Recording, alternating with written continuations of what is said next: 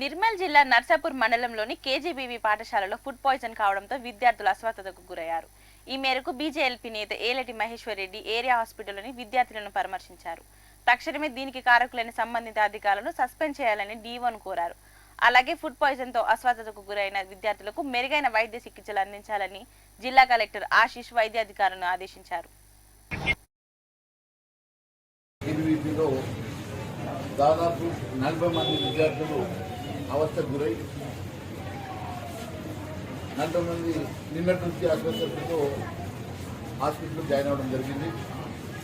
దాని మీద కలెక్టర్ గారు నోటీసులు తీసుకెళ్లిన వెంటనే కలెక్టర్ గారు, సంబంధిత అధికారులు, డిఓ గారు అందరూ కూడా వచ్చి విజిట్ చేయడం జరిగింది. మరి నేను కూడా ఇప్పుడు డాక్టర్ అందరితో కూడా మాట్లాడడం జరిగింది. ఇక్కడ ఉన్నటువంటి విద్యార్థులు కూడా మాట్లాడడం జరిగింది. బాధాకరమైన అంశం ఏమంటే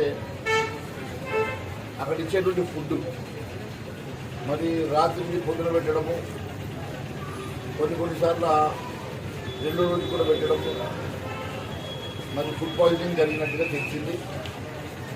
మరి బేసిక్ ఎంక్వైరీలో కూడా, ప్రైమరీ ఎంక్వైరీలో కూడా అక్కడ ఎస్ఓని పూర్తి బాధ్యతని, మరి ఎస్ఓని హెడ్ కుక్ని టర్మినేట్ చేయడం జరిగింది అని ఇప్పుడే నాకు అధికారులు చెప్పారు.